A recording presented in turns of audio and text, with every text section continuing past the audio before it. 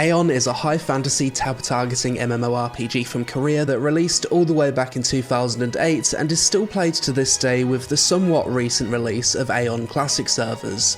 AION back in the day was massively popular, reaching heights of 3.5 million subscribers in Asia. AION combines a mix of both PvP and PvE content with dungeons, raids, world bosses, open world PvP, arena, large-scale PvP fortress sieges featuring hundreds of players, and long-form RNG progression that's typical to most Korean MMOs. As a casual though, you'd probably just remember AION as one of the first MMOs next to Perfect World where players could fly and fight monsters in the air with wings from their backs. Other than that, AION also has professions, player housing, pet collection, mount collection, and the tab targeting combat features an interesting combo system. Is AION still relevant in 2023? Should you play the live servers or classic? Today we'll find out, but first sponsor. Eversoul is a stunning new anime RPG that brings a lot of unique features to the hero collector idle RPG genre. In this game you'll build a team of the cutest waifus by summoning their souls from 6 different factions: human, beast, fairy, undead, angel and demon. Each soul comes with their own unique abilities, role and fully animated 3D character. To master Eversoul's strategic combat system, you'll need to make use of factional advantages, harness party buffs, and explore various formations to defeat your enemies.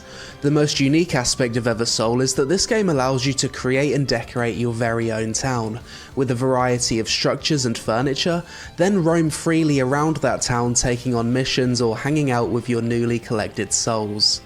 Aside from that, Eversoul allows you to play through a compelling narrative-driven main storyline with epic boss battles, challenging puzzles and dungeons, climb the ranks of the PvP arena leaderboard, fight bosses with guildmates, explore random labyrinths, as well as enjoy relaxing, hassle-free progression with the game's idle mechanics, which makes you feel as though you're always making progression even whilst you're sleeping, with effortless resource collection and XP rewards. Click the link in the description below to download Eversoul for free now. Starting out with AION Retail, open the game, see my old characters, create new character, and due to already having an Asmodean character I can't choose the Elios faction. 6 different classes, each with male and female options: warrior, scout, mage, priest, technist and muse. I chose to be a female muse because according to my YouTube analytics, big anime titties increase the time you guys spend watching my videos. Check out the character customization, a few different presets, and a lot of sliders. Surely if we just tinker with the sliders a bit we can, let's not do that. Walk of Fame, I'm assuming that these are popular characters made by other players, but why do they all look like lolly children? Actually, I'd rather not know. I decided to just create a character from a few presets to avoid playing as an abomination, check out some emotes, and the facial animations are surprisingly good for such an old game. Somehow I got the glorious name Tissue for my character. I figured after I'm done with this game I'm gonna need one of those to wipe away the tears from my eyes. Super old intro cinematic plays, looks like it's rendered in about 360p, and we're into the game. Follow the big yellow quest icons, talk to a bunch of NPCs, read a book and skip some cutscenes. Then I'm sent outside of the starting camp to kill some mobs.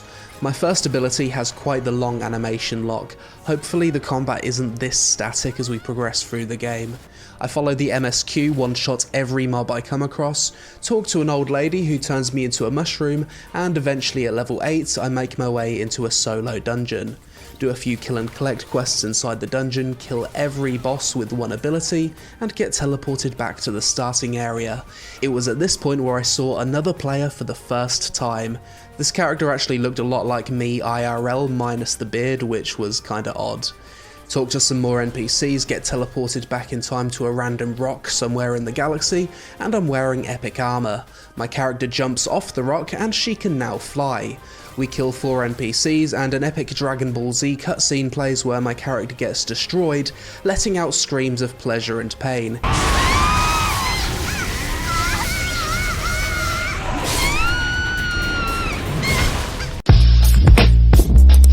If you've had a history of hentai addiction, I apologise if this has caused a relapse, but please King, don't give in to temptation, control yourself, you've got this. We're once again teleported back to the starting area, this time with a full set of yellow level 10 armor, and zooming into my character, visually the game doesn't actually look too bad for something from 2008. I teleport to the main city and the game has gifted me a chicken mount. The mount is pretty scuffed though, every time it jumps it sounds like a robotic horse. Top tier sound effects. Talk to a hologram that depicts 90% of anime body pillow waifus, talk to some more NPCs around the city, and I decide to explore to see if there's any other players. I ran around the whole city, it was completely empty. The chat also didn't seem to be too active either, so things were not looking good. I teleported to the continent of Belusian, which seemed to be one massive open world zone. Eventually I had to level from level 11 to 19 via regional quests to continue the MSQ. Regional quests are these light blue repeatable quests that you can see on the map that unlock once you're at the appropriate level, and doing them levels you up extremely fast. I went from level 11 to 15 in like 5 minutes. Then the game decided it'd be funny to just desync me off the map to my death and take me all the way back to the start of the game. I dinged level 19 and got some kind of spaceship mount which somehow had more annoying sound effects than my chicken. And it was at this point where the questing became quite formulaic and predictable. Basically do yellow main quest, grind 5 to 8 levels to unlock the next yellow quest by going from area to area doing the repeatable regional quests, do main quest and repeat. I did this until level 32 where I unlocked my next solo dungeon. To be fair though, the leveling was extremely fast, and it's clearly been streamlined a lot over the years. I cleared the solo dungeon which took me to level 36 and I was starting to unlock a lot of abilities. I could now just pull large packs of mobs and AoE them down with big damage paint balloons. Back to the regional quest grind.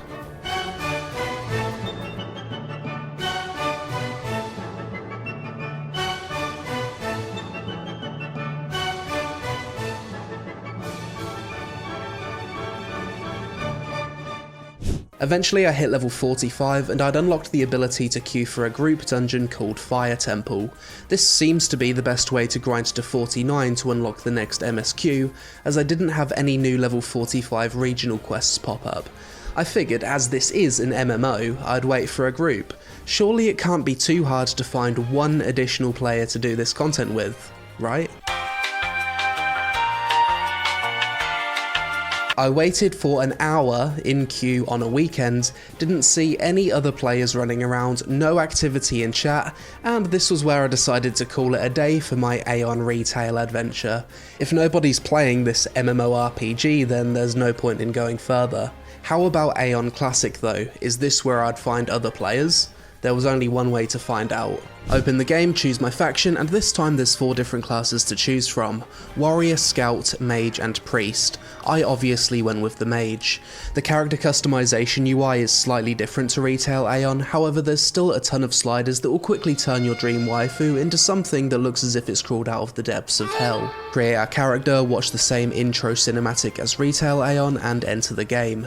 Almost instantly, the game has a different feeling.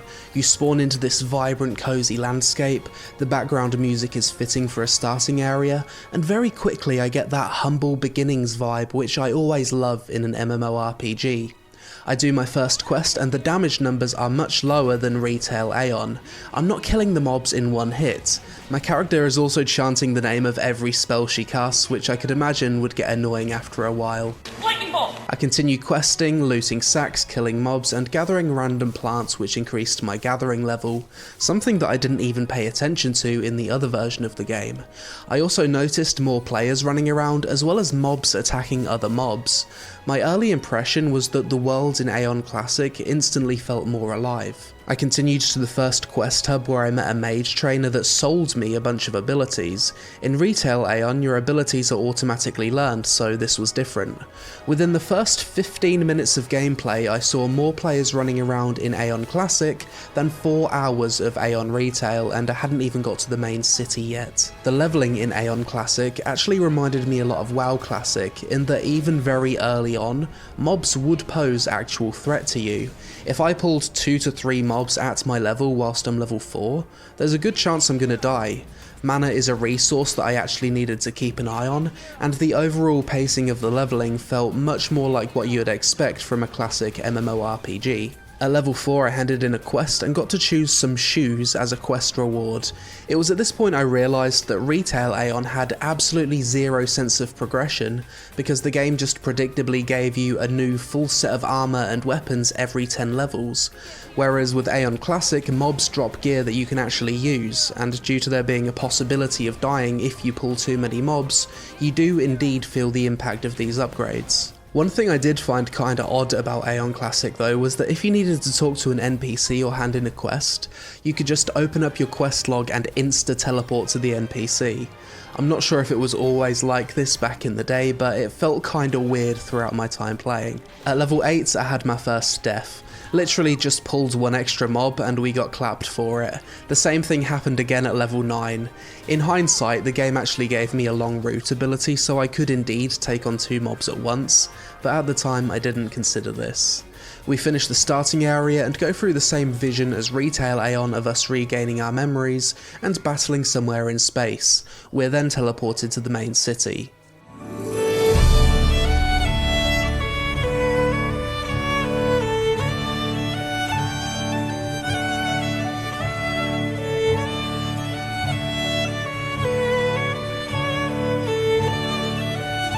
Unlike AION Retail, this city actually contained players, and for the first time since playing AION, it felt like I was playing an MMORPG. People were talking in LFG chat, trading and forming groups, people were dueling, hanging out and running around. I explored the city, did a few talk to me quests, and was sent on my way to the next questing area. Unfortunately, I was broke as fuck. I spent all my money on new abilities, so I needed to sell some stuff just to afford the teleporter fee. Teleport to the new area, and my first quest is to bind to an obelisk. Unfortunately, it costs 489 gold, which I didn't have. You're broke!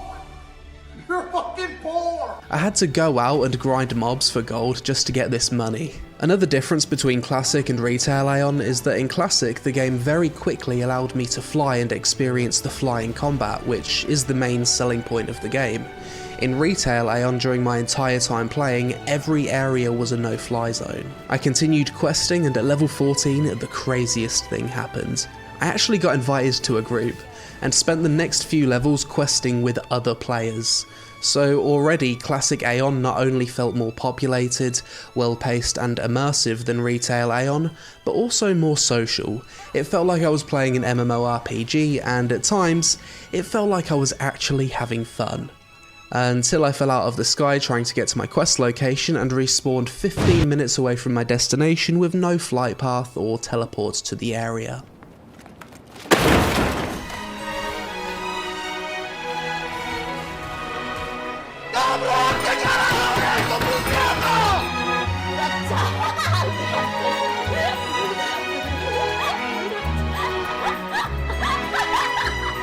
Держи, себя держи. Пизда тебе! Ха! Сосать! Троих разъебал, суки! Разъебали.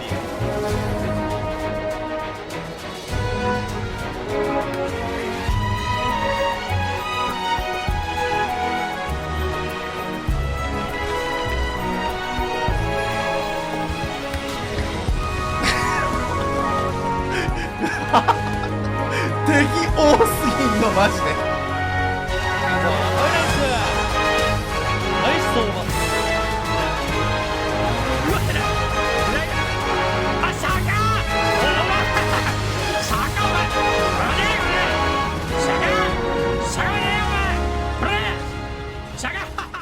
The pros and cons of AION Retail. Pros. The character customization is pretty good, probably S tier during its time of release back in 2008. The game is free to play, I think the painter class is super unique, nice soundtrack, and I like the ultra high fantasy theme of the game. Cons. The game is dead. I think I saw a total of 3 players during my time playing. There was very little sense of progression because the game would just throw new gear at me every 10 levels. No gear upgrade was exciting and its impact could not be felt. The game's pay to win. Every mob was just getting one shot, there was zero risk of death, and I felt like I was manually controlling a mobile game. The new player experience was horrible, just rushed me through the game, didn't introduce flying properly, didn't give me a reason to care about the worlds, I was just going through the motions. The combat doesn't feel very responsive compared to other tab targeting MMOs, and a lot of abilities root you in place. It feels kinda clunky. Due to the new streamlined leveling experience, it doesn't feel like you're going on an adventure. The leveling is very predictable and formulaic. I think most new players would quit at level 43 to 45 where I stopped, due to not being able to find other players for the first group dungeon. The pros and cons of AION Classic. Pros. AION Classic feels way more populated than AION Retail. People are looking for groups, you'll see other players out in the world, and it feels a lot more like an MMORPG. The pacing of AION Classic felt nice, slower pace, each upgrade and level feels impactful. It reminded me of Classic WoW in that dying was a real possibility. AION Classic actually introduced flying early on, which was one of the things that made AION unique in the first place. AION Classic obviously takes you back to a simpler time in the game's development with less systems on top of systems and feature creep. Sometimes it just feels good to play a version of an MMO from a simpler time. Good character customization, lovely soundtrack, nice high fantasy theme, free to play. Cons. As with every classic version of an MMO, there's less convenience in the game, such as needing to buy your spells rather than getting them automatically, money being harder to come by, mana being something that you'll run out of, and travel being more tedious. If you're someone that loves all of the convenience of modern MMOs, then some aspects of AION Classic might annoy you.